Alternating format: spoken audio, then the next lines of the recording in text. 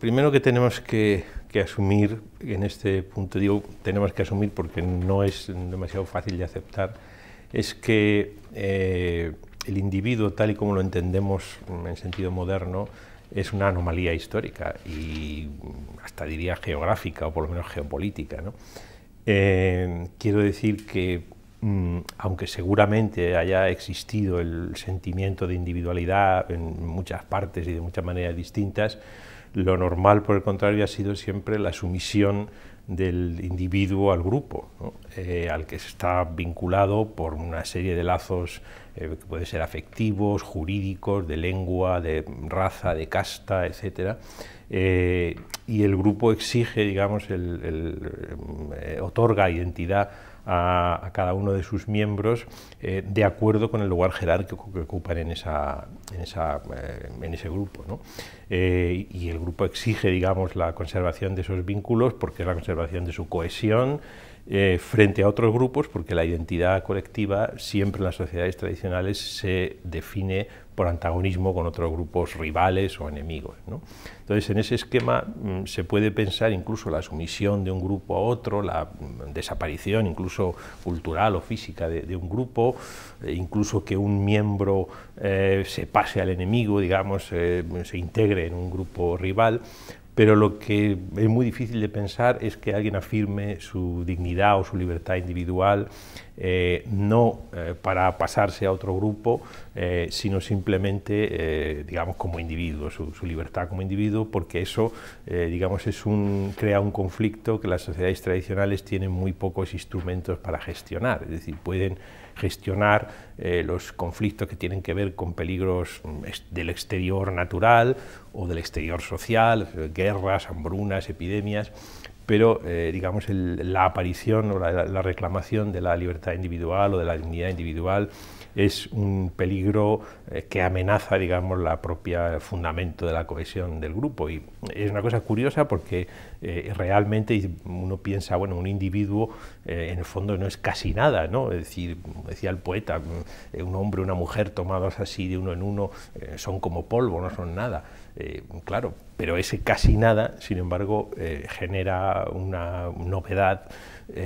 histórica increíble porque procede seguramente de un exterior todavía más extraño o de un interior más íntimo, más profundo, que plantea un problema. Y digamos, la peculiaridad o una de las peculiaridades del mundo moderno es justamente el haber convertido esa anomalía en una ley, ¿no? Es decir, para decirlo mejor, en haber buscado una ley que permite liberar esa fuerza de lo individual que en las sociedades tradicionales era un conflicto, ¿no?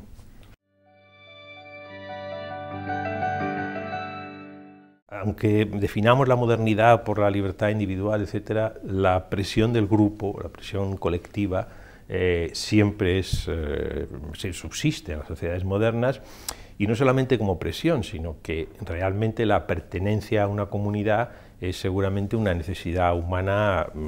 irreversible e irrenunciable, ¿no? La cuestión, y es una cuestión, digamos, candente en sociedades como las nuestras, es que justamente, aunque parecería que afirmar la individualidad es afirmar la diferencia, en qué nos diferenciamos unos de otros, la diferencia muy fácilmente se transforma en motivo de conflicto y tampoco está siempre muy claro por qué las diferencias en sí mismas deben ser consideradas como algo positivo, como algo valioso. Sin embargo, lo curioso y lo notable de la noción moderna de individuo, y aquello por lo que es todavía muy valiosa, es porque en realidad lo que nos hace individuos no es lo que nos diferencia de los demás, sino lo que tenemos en común con los demás, siempre que ese tener en común se eleve al dominio de lo universal, ¿no? Porque en realidad lo que nos hace individuos es el hecho, o sea, lo que hay en el fondo de ese sentimiento de que no somos intercambiables unos con otros, es algo de carácter moral, es decir, es el hecho de que el sufrimiento, la muerte, etcétera, no son conmutables, es decir, que al final los que sufren, los que mueren son los individuos, no las clases sociales, ni los héroes de las películas, ni las castas o las razas, ¿no? Al final el sufrimiento siempre es individual y no es conmutable. Entonces, el desprecio de la individualidad no son las afrentas a la identidad, porque en el fondo la identidad se alimenta muy bien de esas afrentas y las convierte en combustible, sino es ese tipo de desprecio que desprecia el sufrimiento de los individuos o la muerte de los individuos en aras de una causa más importante y que nos hace olvidar, pues eso, que lo que nos hace individuos es que tenemos un cuerpo frágil, vulnerable, caduco y que el sufrimiento no tiene compensación posible, ¿no?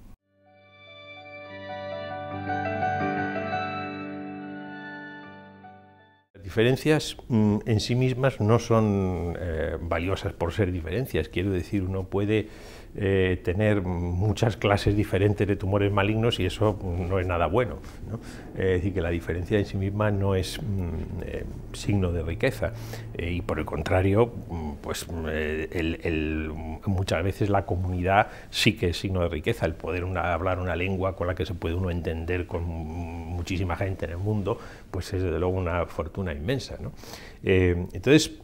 yo creo que una de las cosas que sucede hoy en día es que seguramente por un sentimiento comprensible de nostalgia de la comunidad perdida, tendemos a subrayar más las diferencias que lo que tenemos en común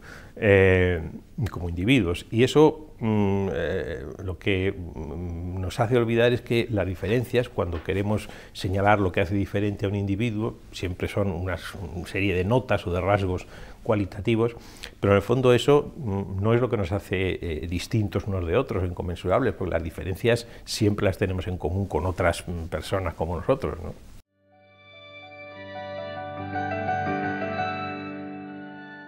Sí, claro, hay que pensar que eso que vamos a llamar esta tarde la invención del individuo, en el fondo no es digamos, no es una ocurrencia de unos cuantos intelectuales más o menos alumbrados en un momento histórico determinado, sino que es una solución que se arbitra al calor de un fenómeno totalmente destructivo y demoledor, que son las guerras de religión que surgen al final de la Edad Media y durante el Renacimiento, ¿no? Entonces, la instauración, digamos, de un espacio público, que es, digamos, el fundamento sobre el que se asienta la libertad individual, es, sin duda alguna, lo que podríamos llamar el fundamento del Estado-razón, que decía Hobbes, ¿no? Pues es, sin duda alguna, una solución, digamos, frente a ese conflicto interminable que suponían las guerras de religión. De una manera muy distinta, evidentemente, y mutatis mutandis, pues después de la Segunda Guerra Mundial, que también fue un conflicto devastador para Europa y para el mundo, pues digamos se instauró un proyecto político, eso que hemos llamado, no sé si muy afortunadamente, Estado del Bienestar, que también tenía un poco la misma idea, ¿no? Es decir, el Estado social de derecho que está consagrado en la Constitución española era un poco la idea de asegurar, digamos, a todos los miembros de la sociedad que una prioridad del Estado iba a ser la reducción de las desigualdades sociales y, por lo tanto, es decir, volviendo a lo de siempre, es decir, lo individual, lo característico de los individuos no es que sean diferentes, es que justamente son iguales frente a la jerarquía de los grupos tradicionales, ¿no?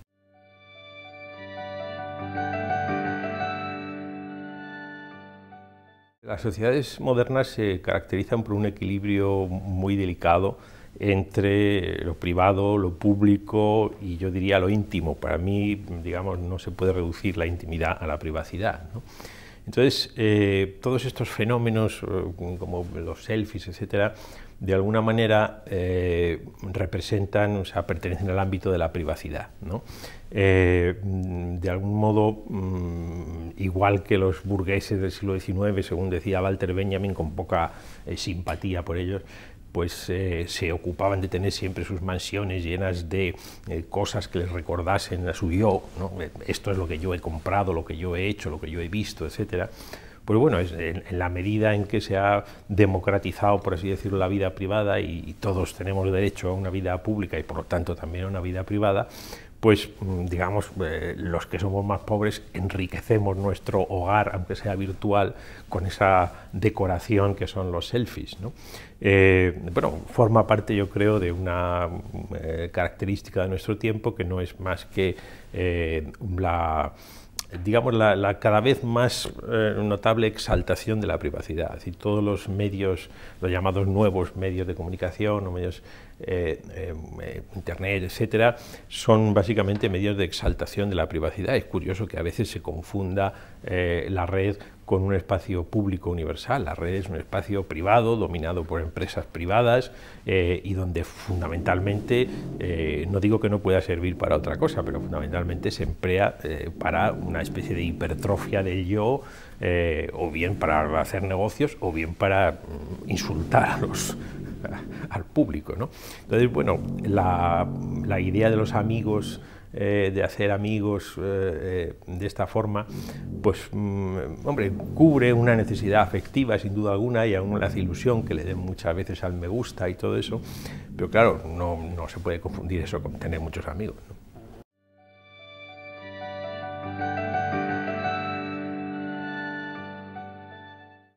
Sin duda alguna hay algo de eso, es evidente que hay un cierto, como decíamos antes, nostalgia del sentimiento de comunidad, etcétera, que se busca compensar de esta manera. Pero claro, las redes sociales tienen mucho de redes y muy poco de sociales. Quiero decir que en realidad, aunque parece que de esa manera se vincula uno con otras personas en un objetivo común, lo que ahí se forma no es una verdadera comunidad en el sentido tradicional del término, ¿no? Sino una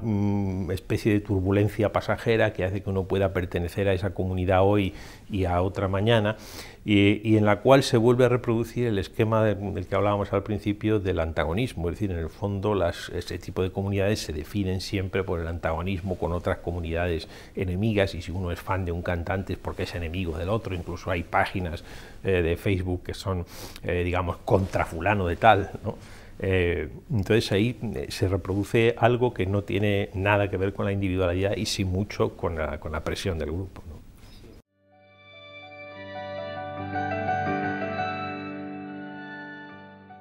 La dualidad está minada, digamos, desde dentro, porque, como digo, es decir, la búsqueda de ser distinto que los demás, en el fondo, ¿cómo se persigue ese objetivo? Pues haciéndose igual que los demás de un grupo. Es decir, para ser distinto de los demás me hago el mismo piercing o el mismo tatuaje que se hacen, que está ya estandarizado y digamos, producido en serie, ¿no? Entonces, eso es lo que tiene la búsqueda de diferencias, que finalmente bajo la pretensión de buscar diferencias, ¿qué es lo que hacemos? Buscar identidad. Buscar identidad significa buscar antagonistas y, por lo tanto, buscar pensar que la esencia de la vida social es el conflicto. El asunto de lo individual es justamente lo contrario, es elevar, tal y como modernamente se concibe la individuación, no es por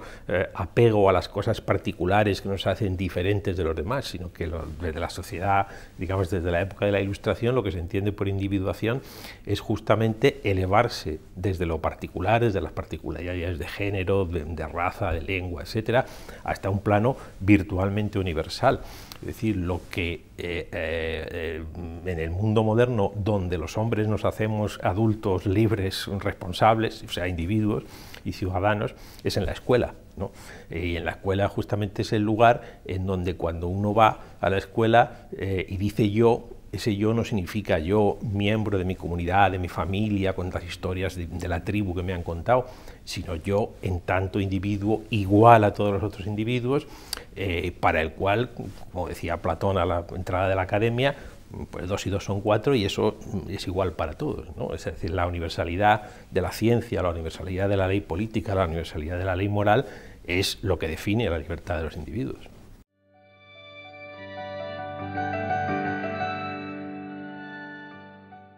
si pensamos en aquellas identidades fuertes, culturalmente muy sólidas, etcétera,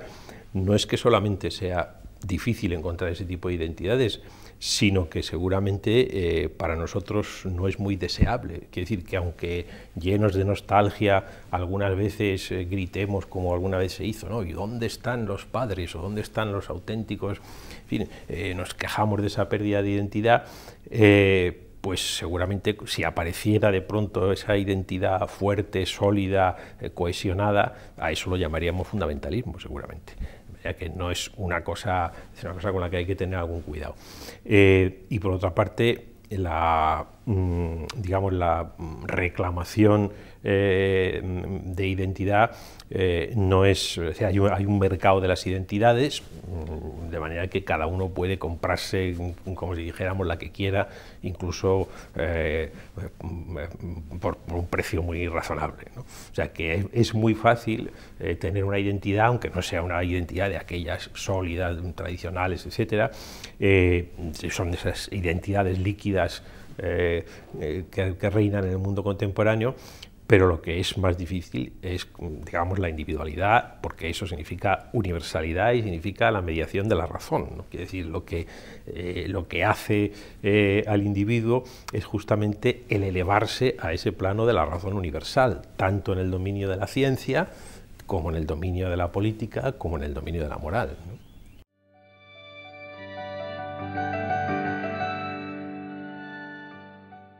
Igual que es falsa la contraposición entre sociedad e individuo,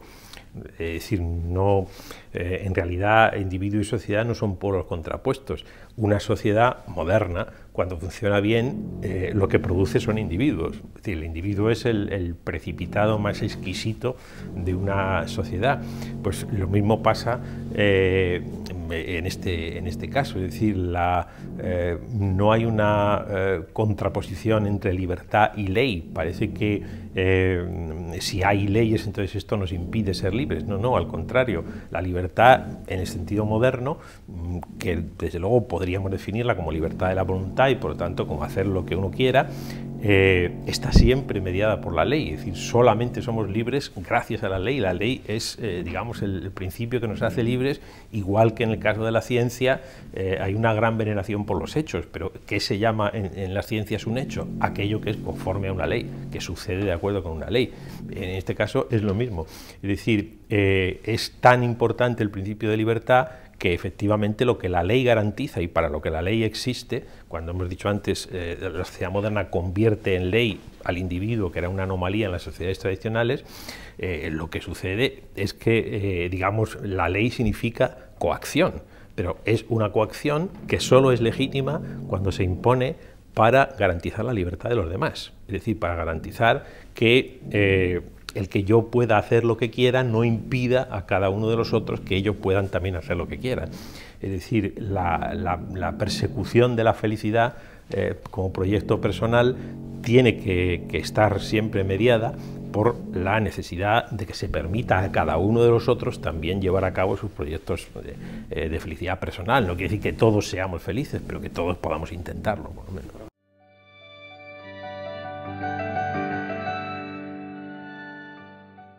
Cuando los fundadores, digamos, del Estado moderno quisieron explicarnos en qué consistía, digamos, esta nueva forma de entender la política, pues idearon esa, vamos a decir, fábula o ese mito del llamado pacto social o del contrato social, según el cual pues hay unos hombres libres, liberados de todo vínculo de servidumbre, de lealtad, de lo que sea, que se reúnen para firmar un pacto social para someterse a una ley y por lo tanto también al castigo si la incumplen.